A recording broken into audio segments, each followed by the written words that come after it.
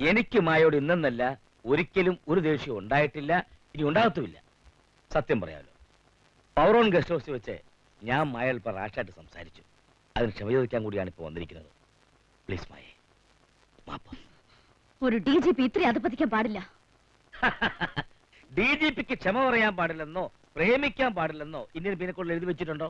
ഇല്ലല്ലോ. എത്ര കാലം കൊണ്ട് മായേ ഞാൻ നിന്റെ പുറകെ നടക്കുന്നു. നിങ്ങൾ വിവാഹം കഴിക്കാൻ താല്പര്യമില്ലെന്ന് ഒരു 100 പ്രാവശ്യം ഞാൻ പറഞ്ഞതാണ്. ഇനി ഒരു 1000 വട്ടം ആവർത്തിച്ചാലും എന്റെ ഉത്തരം നോ എന്നായിരിക്കും. അല്ല, മായയുടെ കണ്ണിൽ എനിക്ക് എന്താ ഒരു കുറവ്? വയസ്സ് 48 ആയതോ, അതോ ഒരു കുട്ടിയുടെ അച്ഛനായതോ, അതോ 2ാം കെട്ടുകാരനാണെന്നോ? ഈ പറഞ്ഞതൊക്കെ നിസ്സാരമായി കളഞ്ഞാലും എന്റെ മുന്നിൽ നിങ്ങൾ ഒരു ബിഗ് സീറോ ആണ്.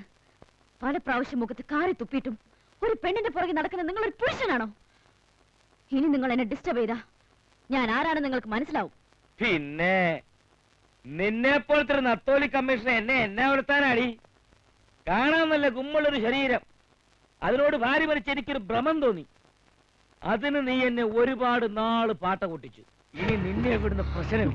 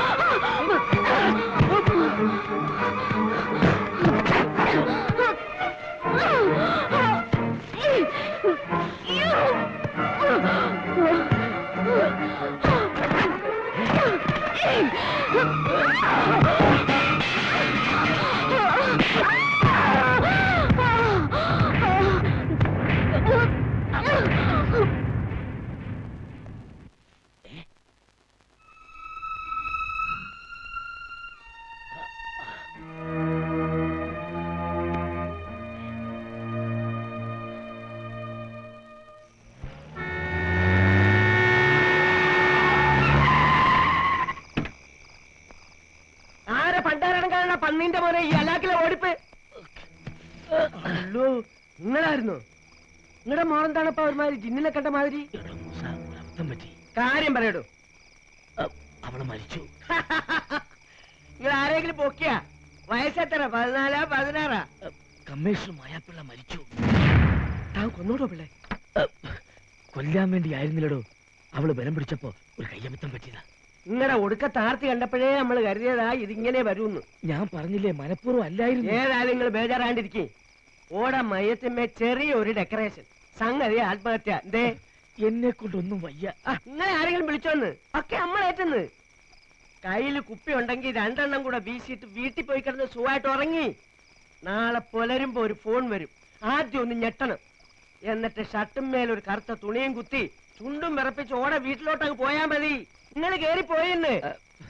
നിങ്ങൾ കേറുന്നു.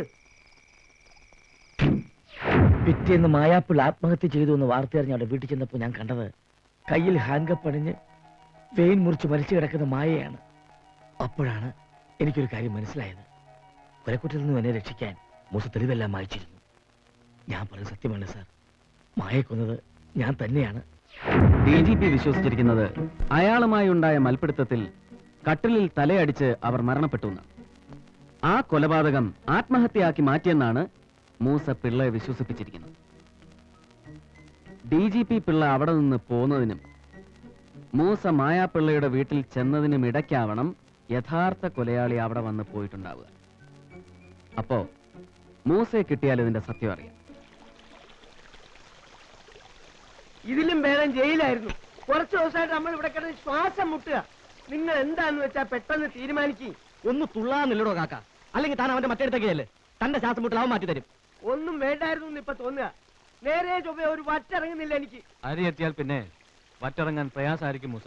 പോലീസിന്റെ കയ്യിൽ നമ്മളെ കിട്ടിയ അവരിടിച്ചു പിഴിയും. എന്റെ ശരീരം വേദനിച്ച എല്ലാരെയും നമ്മൾ കരയിപ്പിക്കും. അതിനു മുമ്പ് നമ്മളെ എങ്ങോട്ടെങ്കിലും മാറ്റിക്കോളി. 14 ദിവസത്തെ റിമാൻഡ് കഴിഞ്ഞാൽ മൂസയെ കോടതിയിൽ ഹാജരാക്കേണ്ടി വരും. അവിടെ അവൻ മുട്ടുകുത്തും. അത് കഴിഞ്ഞാലോ? അത് കഴിഞ്ഞാൽ മൂസയെ പിന്നെയും ഇവിടെ ഒളിപ്പിച്ച് താമസിപ്പിക്കുന്നത് ബുദ്ധിമുട്ടല്ലേ തനിക്കും ഒപ്പം എനിക്കും? അതെ, അതാണ് നമ്മൾ പറഞ്ഞത്.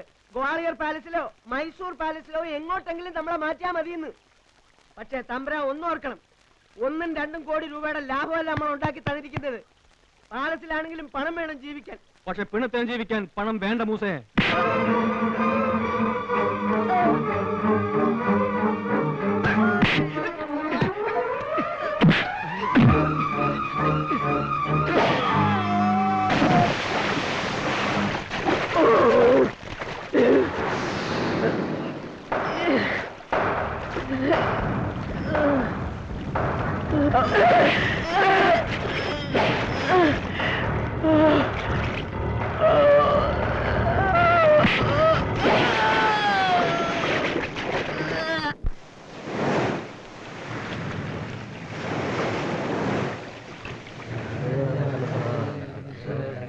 ആരാണ് ചെയ്തിട്ടുള്ളത് നമുക്ക്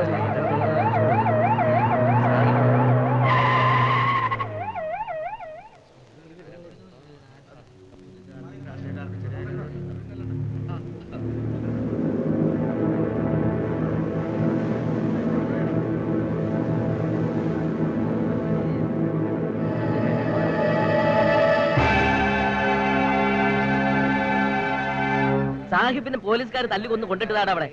അല്ലാതെ യുവമാരുടെ കയ്യിലുണ്ടായിരുന്ന സാഹിബ് എങ്ങനെ ഇവിടെ കത്തി കിടക്കും? പറയടാ, നിന്റെയൊക്കെ കൈ കൊണ്ടല്ലേ ഞങ്ങളുടെ സാഹിബിനെ അടിച്ചു കൊന്നത്? വെട്ടി എടുക്കടാ കൈ.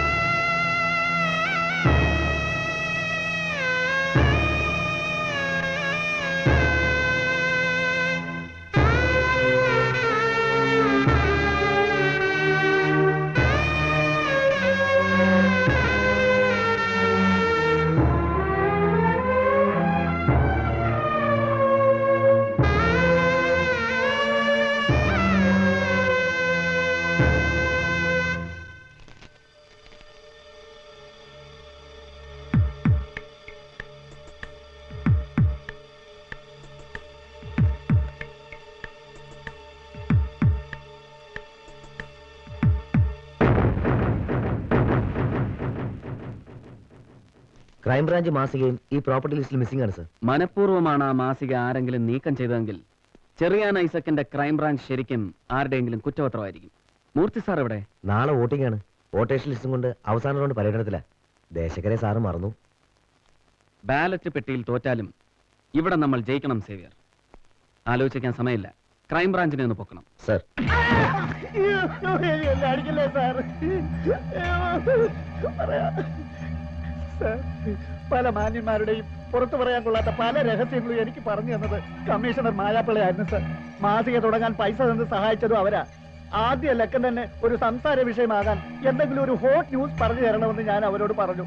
ഒരു പത്രക്കാർക്കും കിട്ടാത്ത ഒരു ഹോട്ട് ന്യൂസ് അവരെനിക്ക് പറഞ്ഞു തന്നു. ഇടയാറൻ ഡാമിലെ എഞ്ചിനീയർ തിരുമുൽപ്പാടിന്റെ കൊലയ്ക്ക് പിന്നിൽ പവർ ഓൺ കമ്പനിയും മൂസ എന്ന രാഷ്ട്രീയക്കാരനുമാണെന്ന്. ഞാനത് ക്രൈംബ്രാഞ്ച് വാരികയുടെ ഒരു കണ്ടുപിടുത്തമായിട്ട് എഴുതി സർ. ഉദ്ഘാടനത്തിന് മുമ്പ് ന്യൂസ് ലീക്ക് ആവരുതല്ലോ എന്ന് കരുതി അച്ചടിച്ച കോപ്പികളെല്ലാം എന്റെ വീട്ടിൽ തന്നെയാണ് സാർ സൂക്ഷിച്ചത്. അതിൽ നിന്ന് രണ്ടെണ്ണം മാത്രമേ പുറത്തു പോയിട്ടുള്ളൂ. ഒന്ന് എനിക്ക് ന്യൂസ് തന്ന കമ്മീഷണർ മായാപിള്ളയ്ക്കും, മറ്റൊന്ന് ഒന്ന് തമ്പുരാനും. ഐസക്കിന് ഈ ഹോട്ട് ന്യൂസ് എവിടെ നിന്ന് കിട്ടി? അത് പറയാൻ ബുദ്ധിമുട്ടുണ്ടെങ്കിൽ പറയണ്ട. കമ്മീഷണർ മായാപിള്ളയാണ് എല്ലാ വിവരവും പറഞ്ഞു തന്നത്. നാളെയോ മറ്റന്നാളോ അറസ്റ്റ് നടക്കും തമ്പുരാൻ. അവർക്ക് എല്ലാ തെളിവുകളും കിട്ടിക്കഴിഞ്ഞു. ഏതോ ഒരു വലിയ തിമിങ്ങലം കൂടി കുടുങ്ങാനുണ്ടത്രേ. അതാളാരാണെന്ന് മാത്രം എന്നോട് പറഞ്ഞില്ല. കോപ്പിയെല്ലാം ഏജന്റുമാർക്ക് അയച്ചു കഴിഞ്ഞോ? ഇല്ല, ഞാൻ തന്നെ നേരിട്ട് എല്ലായിടത്തും കൊണ്ട് കൊടുക്കുക. തൽക്കാലം ഒരു പഴയ പെട്ടിയോട്ടോ വാങ്ങിയിട്ടുണ്ട്. എല്ലാത്തിനും പണം തന്ന് സഹായിച്ചത് കമ്മീഷണർ സാറാണ്. പോലീസ് ആണെങ്കിലും പൊന്നു മനസ്സാണ് അവർക്ക്. നല്ലവർക്കൊക്കെ ഈ ഭൂമിയിൽ അൽപായസാണ് ചെറിയാനേ. കൊട്ടാരത്തിൽ നിന്ന് വീട്ടിൽ തിരിച്ചെത്തിയ ശേഷം രാത്രിയിൽ മാസിക കടകളിൽ എത്തിക്കാൻ വേണ്ടി പുറപ്പെട്ടു. വീടിന് പുറത്തേക്ക് വന്ന ഞാൻ കണ്ടത് മാസിക കയറ്റിയ എന്റെ ഓട്ടോറിക്ഷ നിന്ന് കത്തുന്നതാണ്. ആരാണിത് ചെയ്തതെന്നും എന്തിനാണ് ചെയ്തതെന്നും എനിക്ക് മനസ്സിലായില്ല സാർ. പിറ്റേ ദിവസം പ്രതാപവർമ്മ തമ്പുരാൻ എന്നെ കൊട്ടാരത്തിലേക്ക് വിളിപ്പിച്ചു. എല്ലാ വിവരവും അറിഞ്ഞെന്നും നഷ്ടപ്പെട്ടതിനെ കുറിച്ച് ഓർത്ത് ദുഃഖിക്കരുതെന്നും പറഞ്ഞ് എനിക്ക് കുറേ രൂപ തന്നു. അങ്ങനെ ക്രൈംബ്രാഞ്ച് കളറായി, പ്രസ് ഓഫ്സെറ്റ് ആക്കി, കാറായി, പത്രാസായി. താൻ ചെല്ല്. ഓ, ഉം.